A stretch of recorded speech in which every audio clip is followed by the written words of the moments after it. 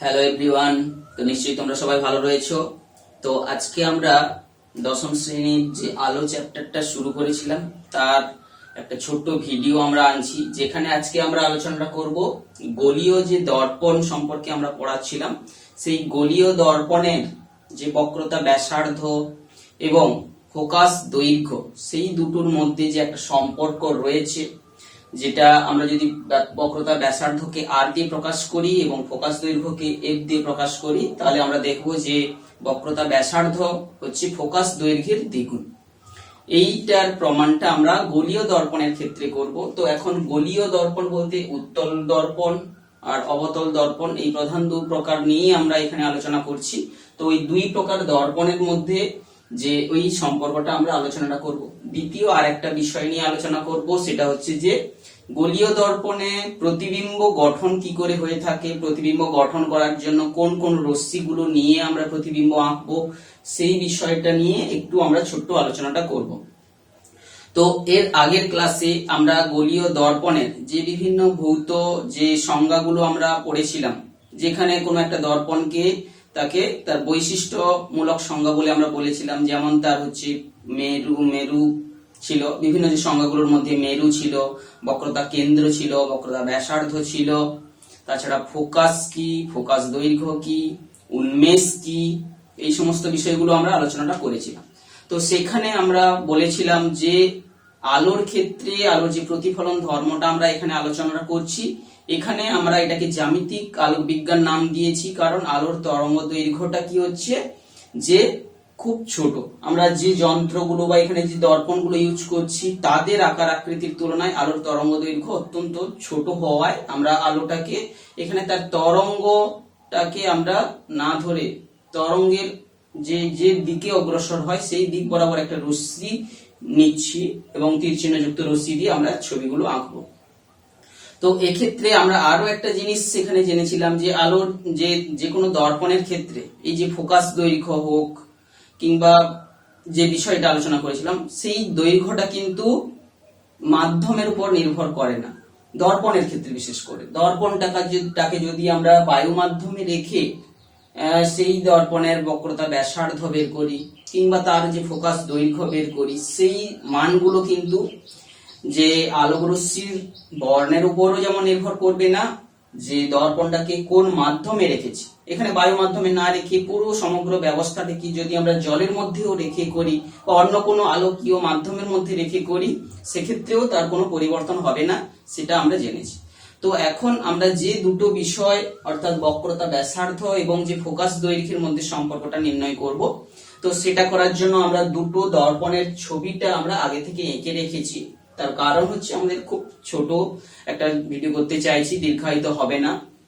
তো এখানে আমরা একটা অবতল দর্পণ আর ডান দিকে একটা উত্তল দর্পণের ছবি আমরা এঁকে রেখেছি। তো এখন আমরা যদি এই অবতল দর্পণের একটা যে চিত্র এখানে তোমরা দেখতে পাচ্ছ, সেখানটা একবার বুঝিয়ে দিই। এইটা হচ্ছে এম ড্যাশ, এইটাই হচ্ছে অবতল দর্পণটা আমরা এঁকেছি, যার এখানটায় মেরু। আমরা এই রেখাটাকে নাও আঁকতে পারতাম, যে বোঝার সুবিধার্থে আমরা দুদিকে রেখাটা অস্পষ্ট করে দিচ্ছি বিষয়টাকে। তো আমরা এই যে অবতল দর্পণের যে এটা মসৃণ দিক রয়েছে আর এটা রয়েছে অমসৃণ দিক, এবং একটা দেখতে পাচ্ছি যে এইটা প্রধান অক্ষের সমান্তরাল আসা রশ্মি, যেটা যে বিন্দু দিয়ে যায় সেটা ফোকাস সি হচ্ছে। তাহলে এই যে চিত্রের আমরা যে যে বিষয়গুলো এখানে উল্লেখ করে দেব, যে এম ড্যাশ এটা হচ্ছে অবতল দর্পণটি, তারপরে এটা হচ্ছে যে সিটা কি না বক্রতা কেন্দ্র, এফটা কি যে ফোকাস বিন্দু, পিটা কি এই যে পি এটা হচ্ছে কিন্তু অবতল দর্পণের মেরুকে নির্দেশ করছে। তো এখানে আমরা একটা আপতিত রশ্মি যেটা প্রধান অক্ষের সমান্তরালে এসেছে, এবি হচ্ছে প্রধান অক্ষের সমান্তরালে আগত রশ্মি দর্পণ থেকে প্রতিফলিত হয়ে এফ বিন্দু দিয়ে যাচ্ছে। এবি হচ্ছে কি আপতিত রশ্মি। আর কি রয়েছে, বি বিন্দুটা হচ্ছে আপতন বিন্দুতে এখানে পড়ার পরে বি এফ ডি, বি ধরো প্রতিফলিত হচ্ছে, তাহলে আমরা বি ডি এটাকে বলতে পারি প্রতিফলিত রশ্মি। এফটা হচ্ছে ফোকাস দিয়ে যাচ্ছে। এখন আমরা অঙ্কনে কি করলাম, একটা অভিলম্ব টানলাম বিসি, যে এখানে অভিলম্ব আমরা জানি বক্রতা কেন্দ্রগামী যে রেখাটা দর্পণের সঙ্গে এটা যে 90 ডিগ্রি কোণে এখানে আপতন বিন্দুতে এখানটায় অভিলম্ব হয়ে থাকে, সেটা আমরা বিসি অঙ্কন করলাম। বিসি এইটাই হচ্ছে এক্ষেত্রে অভিলম্ব, এটা হচ্ছে অভিলম্ব। তো এরপরে আমরা চলে আসব যে মূল বিষয়টার মধ্যে সম্পর্ক করতে, সেখানে আমরা সেই দৈর্ঘ্যগুলোকে, তাহলে এখানে পিসি এই যে দৈর্ঘ্যটা এটাই হচ্ছে বক্রতা ব্যাসার্ধ, কিংবা যাকে আমরা বলছি আর বা বক্রতা ব্যাসার্ধ। আর কি পিএফ এইটা হচ্ছে কিন্তু ফোকাস দৈর্ঘ্য। তো আমরা এই যে দুটোর মধ্যে সম্পর্ক আমরা বের করার চেষ্টা করব। তো এই সম্পর্ক করার জন্য আমরা যে প্রমাণটা এখানে করছি, তোমরা নিশ্চয়ই বইতে পড়লে ভালো করে বুঝতে পারবে, তো না হলে তোমরা ছোট ভিডিওটা দেখে নিলেও বুঝতে পেরে যাবে। তো এক্ষেত্রে আমরা প্রমাণটা করছি, তাহলে প্রথম প্রমাণের পয়েন্টে আমরা, আমাদের উদ্দেশ্য হচ্ছে এই যে পিএফ আর পিসির মধ্যে সম্পর্ক। তো সেটাতে পৌঁছানোর আগে আমরা ভিন্ন ভিন্ন কোণগুলো সমান করে এই ত্রিভুজটার যে দুটো বাহু সমান দেখানোই আমাদের মূল উদ্দেশ্য। এই যে বি সি এফ এই ত্রিভুজটার যে দুটো কোণ বা দুটো বাহু আমরা দেখানোটাই সমান দেখানোটাই আমাদের উদ্দেশ্য। তো প্রথম দেখে নাও যে এ বি যেটা আপতিত রশ্মি, বিডি প্রতিফলিত রশ্মি আর বিসি অভিলম্ব হওয়ায়, তাহলে এখানে প্রতিফলনের সূত্র অনুযায়ী তোমরা জানো এবিসি কোণ, এবিসি কোণটা হচ্ছে আপতন কোণ সমান প্রতিফলনের সূত্র অনুযায়ী সিবিএফ কোণ, সিবিএফ কোণ এটা হচ্ছে প্রতিফলনের যে সূত্র অনুযায়ী তোমরা, বা প্রতিফলনের নিয়ম অনুযায়ী। বিষয়টা বুঝলে? এরপরে চলে এসো, আবার আমরা যে রেখাটা এঁকেছি, এই যে এবি আপতিত রশ্মি প্রধান অক্ষের সমান্তরাল,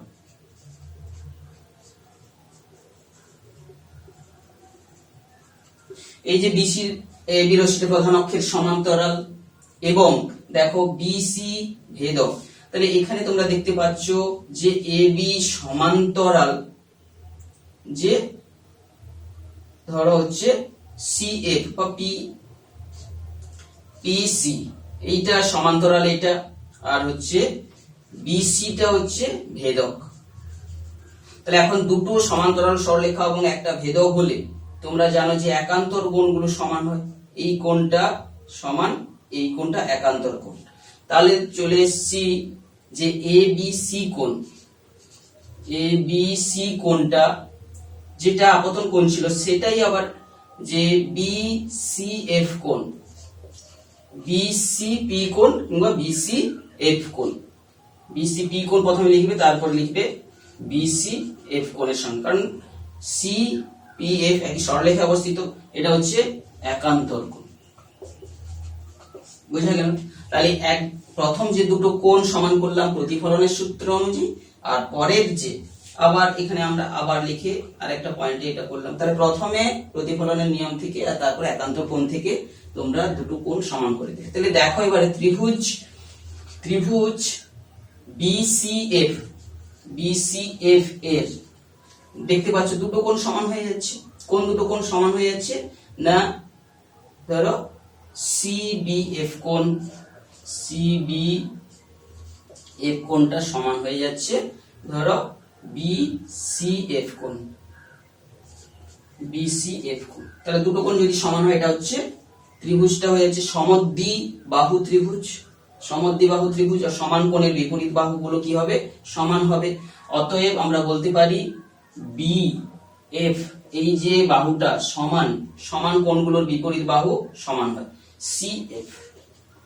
তাহলে এই দুটো বাহু বর্তমানে সমান হয়ে গেল। বোঝা যাচ্ছে?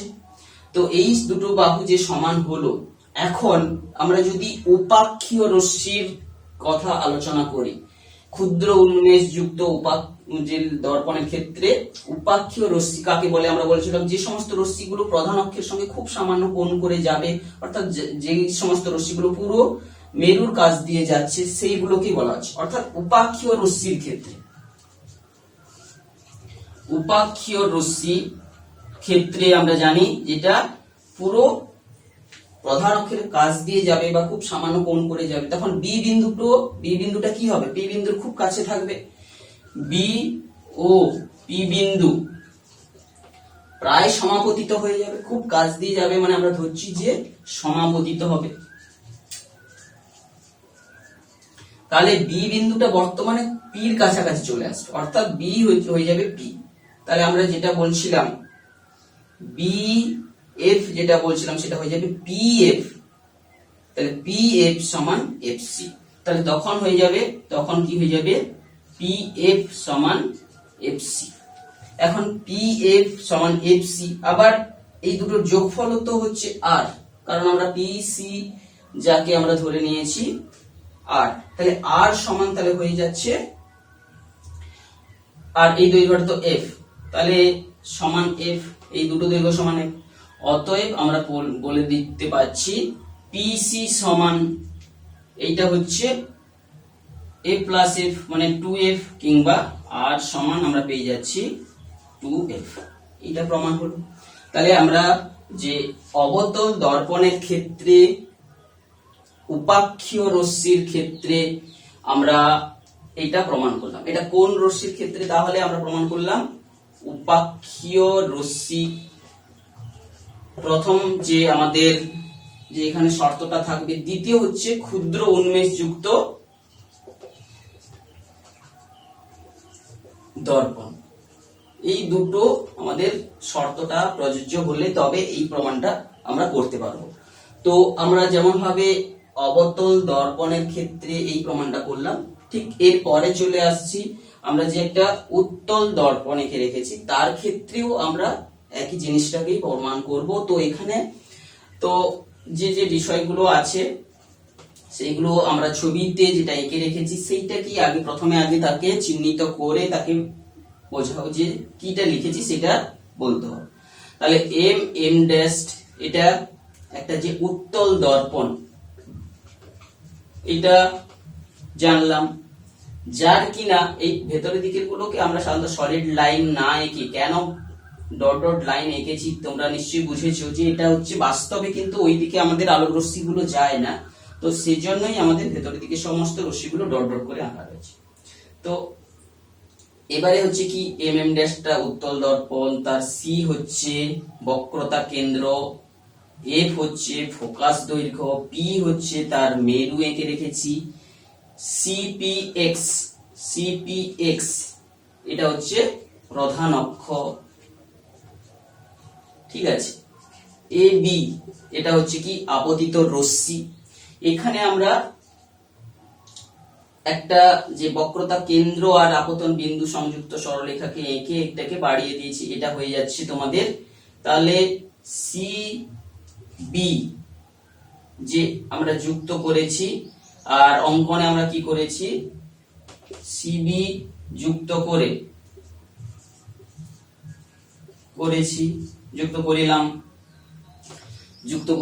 আর বিএফ এইটাকেও আমরা ডট ডট লাইন দিয়ে যুক্ত করেছি।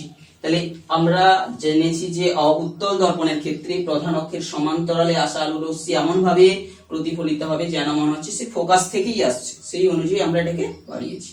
তো এক্ষেত্রে আমরা ঠিক একইভাবে যেটা সি যে আর যেখানে আমরা যেগুলো ধরেছিলাম যাদের মধ্যে সিপিটা কি ছিল? সিপি এটা ছিল বক্রতা ব্যাসার্ধ আর, আর পিএফ সরি এখানে দুটোকে একটু আগে থেকে লিখতে হতো। তো এই যে বিষয়গুলো আমরা এই চিত্রে আমরা কোন বিষয়টা কি বলছি সেটাকে আমরা বোঝালাম। এবার অঙ্কনে দুটো যে বিন্দুকে যুক্ত করে আমরা নিয়েছি। তো এর পরে আমরা চলে আসছি প্রমাণটা এখানে কি করে হচ্ছে। ভালো করে দেখো, এখানেও সেম তোমরা পেয়ে যাবে আপতিত রশ্মি, প্রতিফলিত রশ্মি, আর এখানে যে অভিলম্ব আছে এর দুপাশে যে কোণগুলো সৃষ্টি করবে সেই দুটো কোণ সমান হবে।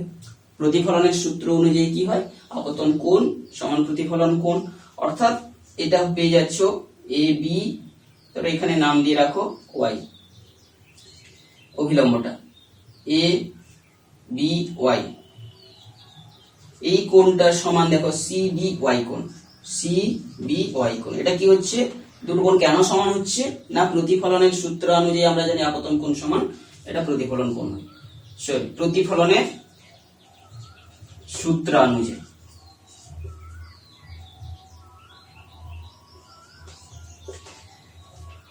দ্বিতীয়ত এবারে এক্ষেত্রেও দেখতে পাচ্ছ যে এ বি হচ্ছে রশ্মিটা প্রধান অক্ষের যে সমান্তরালে যেটা এসেছিল এবং প্রতিফলিত হয়ে ফোকাস থেকে যাচ্ছে বলে মনে হচ্ছে, তাহলে এক্ষেত্রেও তোমরা দেখতে পাচ্ছ এ বি সমান্তরাল এক্স পি বা সি এক্স দেখতে পাচ্ছ। আবার কি যে ভেদক, কোনটা কোনটা ভেদক, যে ধরো বি এফ ভেদক, এই যে রেখাটা হচ্ছে ভেদক, দুটো সমান্তরাল রেখা, এই যে যে এফ এক্স আর এটা ভেদক। তাহলে ভেদকের না, এই ভেদকটা না নিয়ে বি সি এই ভেদকটাকে নাও, বিসি ভেদকটাকে নিচ্ছ, তাহলে দেখতে পাচ্ছ এ বি সমান্তরাল সি এক্স আর হচ্ছে বিসি ভেদক। তাহলে এই ভেদকটা যে বাড়িয়েছো সেই ভেদকটা যে কোণ সৃষ্টি করেছে এই কোণটা সমান এই কোণটা, ভালো করে খেয়াল করো। এটা কি কোণ হচ্ছে তখন, এটা কিন্তু একান্তর কোণ।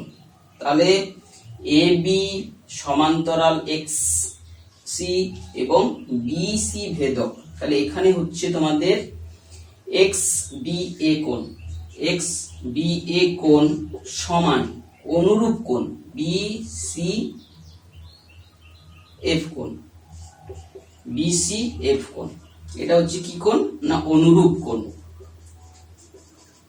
বোঝা যাচ্ছে এই অনুরূপ কোণ। তাহলে একবার বলছি এই কোণটা সমান এই কোণটা, আবার একবার পেলাম এই কোণটা সমান এই কোণটা অনুরূপ কোণ। আবার দেখো যে এই যে বিসি এফ, আবার দেখো বিসি এফ এই একটা রেখা, আর হচ্ছে এক্স বিসি,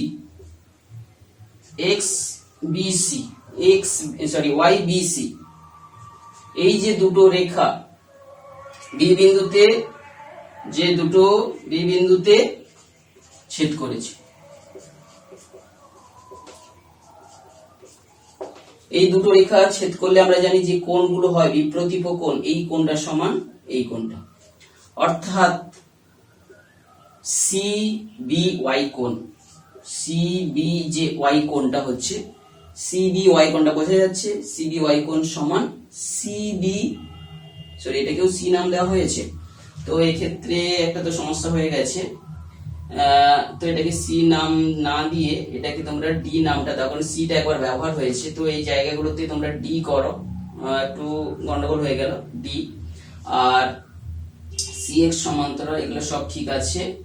এবারে এই যে কোণটা, তাহলে সি বি ওয়াই নয়, এটা হয়ে যাবে ডি বি ওয়াই কোণ, তাহলে ডি বি ওয়াই কোণ সমান সি বি এফ কোণ, সি বি এফ কোণ।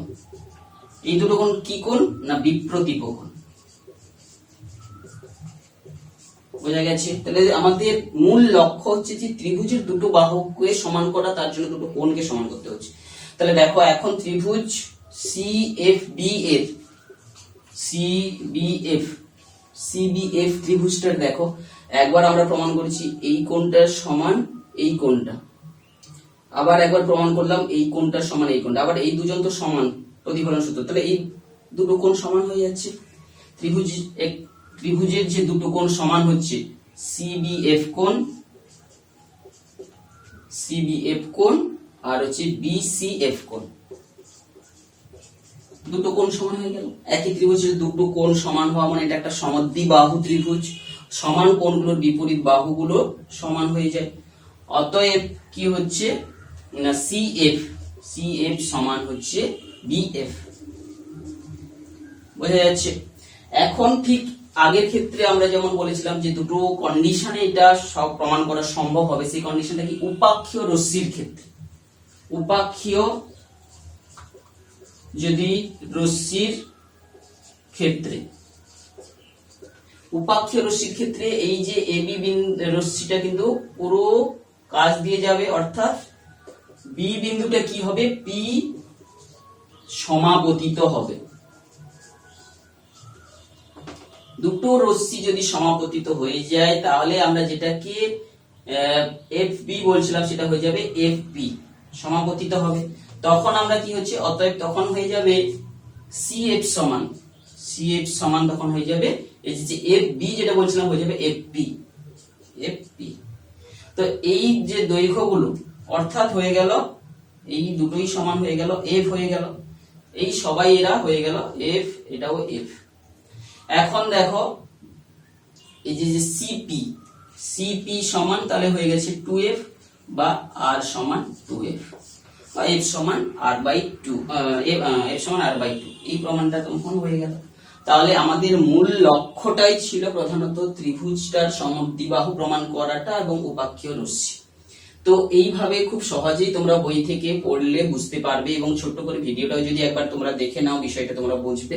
এইভাবে প্রমাণটা হওয়ার পরে আমাদের আজকের ভিডিওর যে আরেকটা ছোট্ট বিষয়বস্তু রেখেছি যে গোলীয় দর্পণের প্রতিবিম্ব গঠন। তো আমরা এই একই দুটো চিত্র রেখে এদের প্রমাণটাকে মুছিয়ে দিচ্ছি এবং যেহেতু গোলীয় দর্পণগুলোকে আমাদের পুনরায় আঁকতেই হবে তো সেক্ষেত্রে আমরা শুধু চিত্রটাকে রেখে দিচ্ছি, প্রমাণটাকে আমরা মুছে দিচ্ছি। নিশ্চয়ই তোমরাও হাতে নাতে এইভাবে এঁকে তোমরা করবে, তাহলে বুঝতে সুবিধা হবে। তো এখন আমরা যেটা চলে আসছি প্রতিবিম্ব বিষয়টা কি। তো প্রতিবিম্ব, প্রতিবিম্ব কাকে বলে নিশ্চয়ই তোমরা জেনেছো।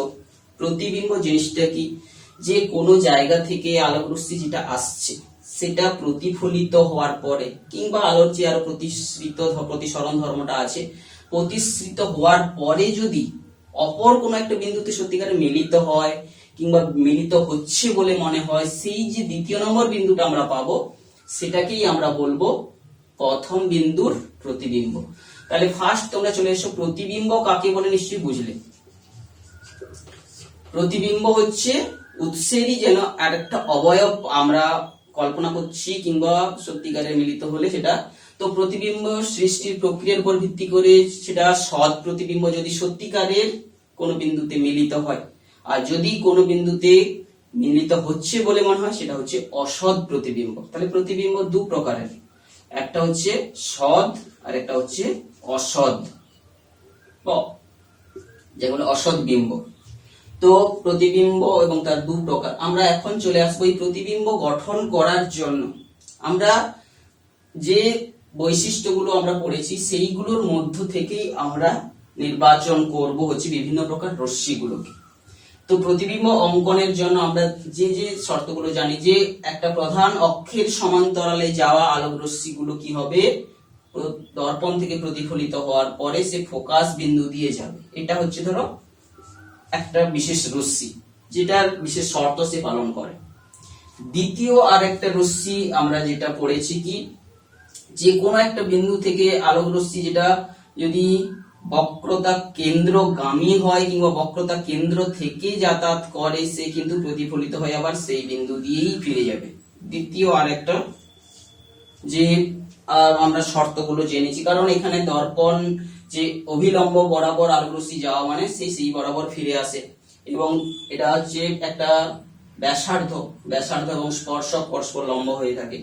তাহলে আর একটা আলোক রশ্মি সম্পর্কে আমরা জেনেছি, যেমন ভাবে প্রধান অক্ষের সমান্তরালে আসা আলোক রশ্মি ফোকাস দিয়ে যায়, ঠিক সেই রকম ফোকাস থেকে কোনো আলোক রশ্মিকে যদি পাঠানো হবে সে দর্পণ দ্বারা প্রতিফলিত হওয়ার পরে সে সমান্তরাল হবে।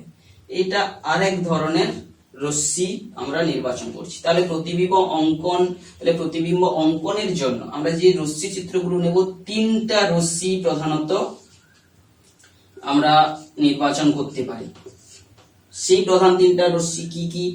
এক নম্বরটা তোমরা বলছো যে প্রধান অক্ষের সমান্তরাল, সে অবতল দর্পণ হোক উত্তল দর্পণ হোক, যে কোনো ক্ষেত্রে আমরা প্রতিবিম্ব আঁকার জন্য আমরা যেটা নির্বাচন করব, প্রধান অক্ষের সমান্তরাল একটা রশ্মি যেটা গেলে দর্পণ থেকে প্রতিফলিত হয়ে ফোকাস দিয়ে যাবে, কিংবা উত্তল দর্পণ যদি হয়ে থাকে দর্পণ থেকে প্রতিফলিত হওয়ার পর এমন ভাবে প্রতিফলিত হবে যাবে মনে হচ্ছে যে ফোকাস থেকে সে আসছে। দ্বিতীয় আরেকটা রশ্মির কথা বললাম কি, যে রশ্মিটা হয় আলোক কেন্দ্রগামী, আলোক কেন্দ্রগামী যদি কোনো রশ্মি কিংবা আলোক কেন্দ্র থেকে আসছে কোনো রশ্মি বা আলোক কেন্দ্র থেকে আগত রশ্মি, এই রশ্মিটা কি হবে, সে তার কোনো দিক অপরিবর্তিত থাকবে, সেখানে প্রতিফলিত হয়ে সেই বিন্দু দিয়েই যায়। এটা হচ্ছে আর একটা রশ্মি যেটা গুরুত্বপূর্ণ ভূমিকা পালন করবে প্রতিবিম্ব অঙ্কনের ক্ষেত্রে। তৃতীয় আরেকটা রশ্মির কথা আমরা আলোচনা করব, সেটা হচ্ছে ফোকাস থেকে, ফোকাস থেকে কোন আলোক রশ্মি যদি গিয়ে দর্পণে প্রতিফলিত হয় তাহলে সেটা প্রতিফলিত হওয়ার পরে কি হবে, সমান্তরাল হয়ে যায়। ইংরেজিতে আমরা প্যারালাল এইভাবে লিখে থাকি, সংক্ষিপ্ত ভাবে প্যারালাল হয়ে যাবে। তাহলে এই তিনটা প্রধান অক্ষের সমান্তরালে আগত আলোক রশ্মি যেটা ফোকাস দিয়ে যায়, ঠিক তার প্রত্যাবর্তন নীতিটার ক্ষেত্রে ফোকাস থেকে আগত কোনো রশ্মি প্রতিফলিত যে কোনো জায়গায়, তো যে কোনো জায়গায় প্রতিফলিত হয়ে সে কিন্তু সমান্তরাল হবে, যে কোনো জায়গায় প্রতিফলিত হয়ে সে সমান্তরাল হবে। আবার যে কোনো ভাবে সমান্তরাল আলোক রশ্মিগুলো আসুক না কেন সে প্রতিফলিত হওয়ার পর ফোকাস দিয়েই যাবে। তো এই দুটো হচ্ছে পরস্পরের যে পরিপূরক মতো। তৃতীয় আরেকটা আলোক কেন্দ্রগামী রশ্মিটা হচ্ছে কিন্তু সে দিক অপরিবর্তিত হবে। এই তিনটা রশ্মির মধ্যে যে কোনো দুটো রশ্মিকে আমরা নির্বাচন করে নিয়েই তার হচ্ছে আমরা চিত্র, দর্পণের চিত্র অঙ্কন করতে পারবো। দর্পণ দ্বারা যে প্রতিবিম্ব গঠিত হয় তার চিত্র আমরা অঙ্কন করতে পারি। তো এখন আমরা একটা অঙ্কন করা চিত্র, একটা সুস্পষ্ট চিত্র আমরা এঁকে আমরা দেখাবো। তো এখন হচ্ছে কি, দর্পণ, দর্পণের সামনে তো বস্তু তো বিভিন্ন পজিশনে থাকতে পারে, তো সেই বিভিন্ন পজিশন গুলো বা বিভিন্ন অবস্থান গুলো লক্ষ লক্ষ মানে কোটি কোটি বিভিন্ন যতগুলো বিন্দু ততগুলোই তার অবস্থান হতে পারে। তো আমরা একটা বিশেষ ধরো এটা একটা অবতল দর্পণ এঁকেছি যার ভেতরের দিকটা মসৃণ আর বাইরের দিকটা অমসৃণ। এই দর্পণের ফোকাস, মেরু এবং ফোকাস, মেরু এইগুলো আমরা আগে চিহ্নিত করে নিলাম। তো এক্ষেত্রে আমরা যে কোনো ধরো একটা বস্তুকে, কোনো একটা বস্তু, সেই তিনটা রশ্মি তার সঙ্গে একটা শর্তও আমাদের থাকবে। শর্তটা কি, যে বস্তুটা যেন, বস্তুটার যে আকৃতি বা আকার সেটা হচ্ছে উন্মেষের থেকে ছোট হতে হবে, উন্মেষ এর চেয়ে ছোট যেন হয়। বড় একটা বস্তু নিয়ে নিলাম, দর্পণ আমাদের কাছে ছোট রয়েছে, তাহলে আমরা যেই অংশের আলোটা দর্পণে পড়বে সেই অংশের প্রতিবিম্ব আমরা দেখবো, সঠিকভাবে বুঝতে পারবো না।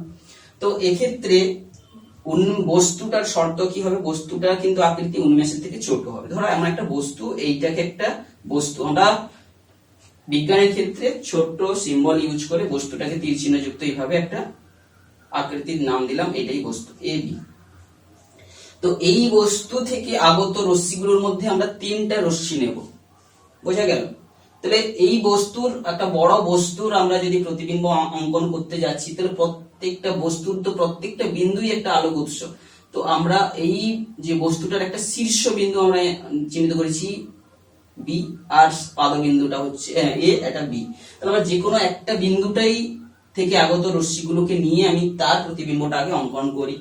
তাহলে এই বিন্দু থেকে আগত রশ্মি, তিন প্রকার রশ্মির মধ্যে আমরা যে কোনো দুটো রেখো। আমরা একটা বলছি ধরো প্রধান অক্ষের সমান্তরালে যেটা আলোক রশ্মিটা আসছে, তো এখানে আঁকা বাঁকা হচ্ছে, তো তোমরা ধরে নাও যে তাহলে প্রধান অক্ষের সমান্তরালে আসার পর সে এফ দিয়ে যাবে, এফ দিয়ে যাবে, এই হচ্ছে তার মূল যে বৈশিষ্ট্য হয়ে থাকে। দ্বিতীয় আরেকটা ধরো নির্বাচন করলাম যেটা আলোক বক্রতা কেন্দ্রগামী একটা সরলরেখা নিলাম, আলোক রশ্মি যেটা আসছে সেটা নিলাম। তাহলে বক্রতা কেন্দ্রগামী তোমরা সরলরেখাটা নির্বাচন করলাম, ধরো এইরকম ভাবে যেটা আসছে বক্রতা কেন্দ্র দিয়ে যাচ্ছে এবং সে প্রতিফলিত হওয়ার পরে আবার সেই পথেই ঘুরে যাবে, কারণ আমরা জানি এটা লম্বভাবেই দর্পণের পর পড়েছি, দর্পণের পর লম্বভাবে আলোক রশ্মি পড়লে সেই পথেই ফিরে যায়। তো এক্ষেত্রে এই যে ছেদ বিন্দুটা আমরা পেলাম এইটাই হচ্ছে এ ড্যাশ, এ বিন্দুরই হচ্ছে প্রতিবিম্ব, এটা সত্যিকারের মিলিত হয়েছে, তাই এটা হচ্ছে সৎ বিম্ব। ঠিক একই ভাবে অন্যান্য বিন্দুগুলো, এই যে বিস্তৃত বস্তুর যে আরো অন্যান্য বিন্দুগুলো এ আর বি এর মাঝে রয়েছে সবগুলোর যদি আমি সেখান থেকে এরকম দুটো করে রশ্মি নিয়ে অঙ্কন করি তাহলে তার বাকি যে অংশটাও প্রতিবিম্ব আমরা এই পাদবিন্দু আর এ বিন্দুর মধ্যেই পাবো। তো এইরকম ভাবে আমরা কোন একটা বিস্তৃত বস্তুর যে কোনো একটা বিন্দুর থেকে তার প্রতিবিম্ব অঙ্কন করে নেওয়ার পরে বাকিটা আমরা সেখানে লম্ব করে টেনে এটা তার প্রতিবিম্ব হচ্ছে বলে আমরা ধরবো। ঠিক একই ভাবে যে কোনো একটা উত্তল দর্পণের ক্ষেত্রে সেখানেও প্রতিবিম্ব অঙ্কনের জন্য আমরা কোনো পজিশনে যদি এই দুটো না নিয়ে অন্য দুটো নিয়ে অঙ্কন করতে যাই, ঠিক সেখানে এখান থেকে ফোকাস থেকে আগত, যেহেতু এখানে ফোকাস থেকে আসছে না, আমরা এই দুটো রশ্মি ক্ষেত্রে নেওয়ার জন্য কার্যকরী ভূমিকা পালন করছে। এরপরে ঠিক একই রকম ভাবে একটা উত্তল দর্পণের ক্ষেত্রে যদি আমি প্রতিবিম্ব গঠনের কথাটা বিবেচনা করি, এটা মনে করে একটা উত্তল দর্পণ, এই দর্পণের সামনে একে চিহ্নিত করে নিলাম, এটা হচ্ছে ধরো সি, এইটা হচ্ছে মেরু এবং এই দুটো সংযোজক সরল রেখাটার মাঝের বিন্দুটা হচ্ছে এফ, বোঝা গেল? তো এক্ষেত্রেও একটা ধরো একটা বস্তু রেখেছি যা সেই বস্তুটার শর্ত হতে হবে তাকে যে উন্মেষ এম এম ড্যাশ তার থেকে ছোট। এরপর এই বস্তুটার প্রতিবিম্ব আমরা অঙ্কন করতে যাচ্ছি, তাহলে সেই দুটো রশ্মি নেব, দুটো রশ্মির মধ্যে আমরা একটা প্রধান অক্ষের সমান্তরালে যাচ্ছে ধরে নিয়ে সেটা পড়ার পরে এমন ভাবে প্রতিফলিত হয়েও যাবে যে সেটা ফোকাস থেকে আসছে বলে মনে হবে, ফোকাস গামী হবে, কিংবা ফোকাস থেকে নির্গত হচ্ছে, ফোকাস থেকে আলোক কেন্দ্রগামী আগত রশ্মিটা কি হবে, ফোকাস থেকে আসছে বলে মনে হবে।